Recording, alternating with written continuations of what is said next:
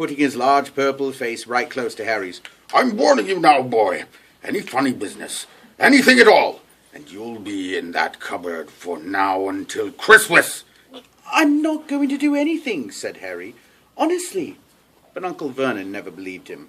No one ever did. The problem was, strange things often happened around Harry, and it was just no good telling the Dursleys he didn't make them happen. Once, Aunt Petunia, tired of Harry coming back from the barber's looking as though he hadn't been there at all, had taken a pair of kitchen scissors and cut his hair so short he was almost bald except for his bangs, which she left to hide that horrible scar. Dudley had laughed himself silly at Harry, who had spent a sleepless night imagining school the next day, where he was already laughed at for his baggy clothes and taped glasses. Next morning, however, he had gotten up to find his hair exactly as it had been before Aunt Petunia had sheared it off. He had been given a week in his cupboard for this, even though he had tried to explain that he couldn't explain how it had grown back so quickly.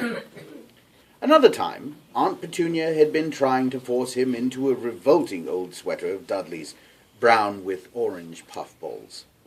The harder she tried to pull it over his head, the smaller it seemed to become, until finally it might have fit a hand puppet, but certainly wouldn't fit Harry.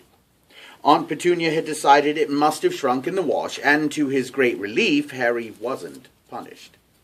On the other hand, he'd gotten into terrible trouble for being found on the roof of the school kitchens. Dudley's gang had been chasing him as usual, when, as much to Harry's surprise as anyone else's, there he was sitting on the chimney. The Dursleys had received a very angry letter from Harry's headmistress, telling them Harry had been climbing school buildings. But all he'd tried to do, as he shouted at Uncle Vernon through the locked door of his cupboard, was jump behind the big trash cans outside the kitchen doors. Harry supposed that the wind must have caught him in mid-jump. But today, nothing was going to go wrong. It was even worth being with Dudley and Pierce to be spending the day somewhere that wasn't school, his cupboard, or Mrs. Figg's cabbage-smelling living room. While he drove, Uncle Vernon complained to Aunt Petunia. He liked to complain about things: people at work, Harry, the council, Harry, the bank, and Harry were just a few of his favourite subjects. This morning it was motorcycles. "Roaring along like maniacs, the young hoodlums," he said, as a motorcycle overtook them. I had a dream about a motorcycle," said Harry, remembering suddenly. "It was flying." Uncle Vernon nearly crashed the car in front. He turned right around in his seat and yelled at Harry, his face like a gigantic beet with a mustache. "Motorcycles don't fly!" Dudley and Pierce snickered. I know they don't. It was only a dream," Harry said. But he wished he hadn't said anything. If there was one thing the Dursleys hated even more than his asking questions, it was his talking about anything acting in a way it shouldn't, no matter if it was in a dream or even a cartoon. They seemed to think he might get dangerous ideas. It was a very sunny Saturday, and the zoo was crowded with families. The Dursleys bought Dudley and Pierce a large chocolate ice creams at the entrance, and then, because the smiling lady in the van had asked Harry what he wanted before he could hurry them away, they bought him a cheap lemon ice pop. It wasn't bad either, Harry thought, licking it as they watched a gorilla scratching its head, who looked remarkably like Dudley, except that it wasn't blonde. Harry had the best morning he'd had in a long time.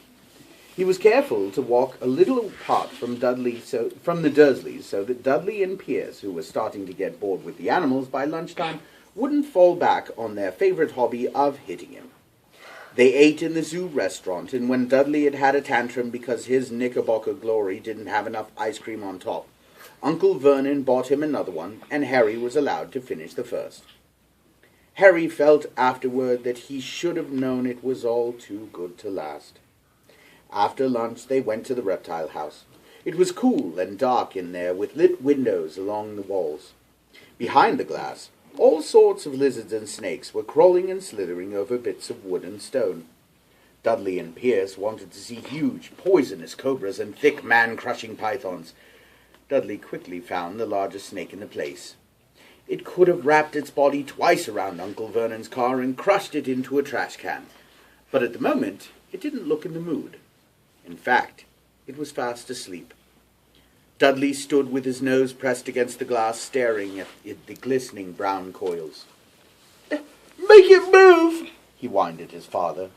Uncle Vernon tapped on the glass, but the snake didn't budge. "Do it again!" Dudley ordered. Uncle Vernon rapped the glass smartly with his knuckles, but the snake just snoozed on.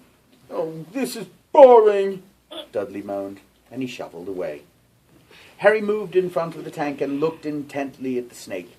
He wouldn't have been surprised if it had died of boredom itself. No company except stupid people drumming their fingers on the glass trying to disturb it all day long. It was worse than having a cupboard as a bedroom, where the only visitor was Aunt Petunia hammering on the door to wake you up. At least he got to visit the rest of the house. The snake suddenly opened its beady eyes. Slowly, very slowly, it raised its head until its eyes were on a level with Harry's, and it winked. Harry stared, then he looked quickly around to see if anyone was watching. They weren't. He looked back at the snake and winked too. The snake jerked its head toward Uncle Vernon and Dudley, then raised its eyes to the ceiling. It gave Harry a look that said quite plainly, "I get that all the time." "I know," Harry murmured through the glass, though he wasn't sure a snake could hear him. "It must be really annoying." The snake nodded vigorously. "Where do you come from, anyway?" Harry asked. The snake jabbed its tail at a little sign next to the glass. Harry peered at it. "Boa constrictor, Brazil." "Was it nice there?" The boa constrictor jabbed its tail at the sign again, and Harry read on. This specimen was bred in a zoo. "Oh, I see. So you've never been to Brazil?" As the snake shook its head, a deafening shout behind Harry made them both jump. "Dudley! Mr. Dursley! Come and look at his snake! You won't believe what he's doing!" Dudley came waddling toward them as fast as he could. "Out of the way, you!" he said, punching Harry in the ribs. Caught by surprise, Harry fell hard on the concrete floor. What came next happened so fast that no one knew how it happened. 1 second, Pierce and Dudley were leaning right close up to the glass, and the next, they had leapt back with howls of horror. Harry sat up and gasped. The glass front of the boa constrictor's tank had vanished. The great snake was uncoiling itself rapidly, slithering out onto the floor. People throughout the reptile house screamed and started running for the exits. As the snake slid swiftly past him, Harry could have sworn he heard in a low, hissing voice said, "Brazil, here I come. Thanks, amigo." The keeper of the reptile house was in shock. But the glass... Where did the glass go?" The zoo director himself made Aunt Petunia a cup of strong, sweet tea while he apologized over and over again. Pierce and Dudley could only gibber. As far as Harry had seen, the snake hadn't done anything except snap playfully at their heels at its past. But by the time they were all back to Uncle Vernon's car, Dudley was telling them how it nearly bitten off his leg, while Pierce was swearing it had tried to squeeze him to death. But worst of all, for Harry at least, was Pierce calming down long enough to say, "Harry was talking to it, weren't you, Harry?" Uncle Vernon waited until Pierce was safely out of the house before starting on Harry. He was so angry he could hardly speak. He managed to say, "No! Come on! Stay! No wheels!" before he collapsed into a chair, and Aunt Petunia had to run and get him a large brandy. Harry lay in his dark cupboard much later, wishing he had a watch. He didn't know what time it was, and he couldn't be sure that the Dursleys were asleep yet. Until they were, he couldn't risk sneaking into the kitchen for some food.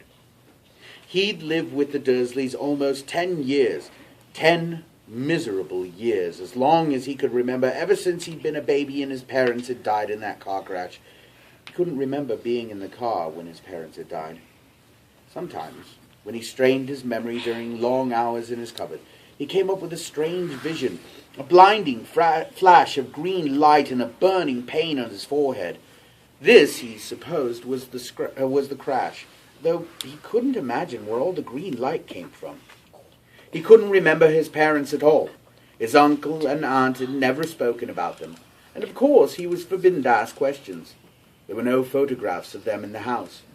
When he'd been younger, Harry had dreamed and dreamed of some unknown relation coming to take him away, but it had never happened. The Dursleys were his only family. Yet sometimes he thought, or maybe hoped, that strangers in the street seemed to know him. Very strange strangers they were, too. A tiny man in a violet top hat had bowed to him once while out shopping with Aunt Petunia and Dudley. After asking Harry furiously if he knew the man, Aunt Petunia had rushed them out of the shop without buying anything. A wild-looking woman, dressed in all in green, had waved merrily at him once on a bus. A bald man in a very long purple coat had actually shaken his hand in the street the other day and walked away without a word. The weirdest thing about all these people was the way that they seemed to vanish the second Harry tried to get a closer look. At school, Harry had no one.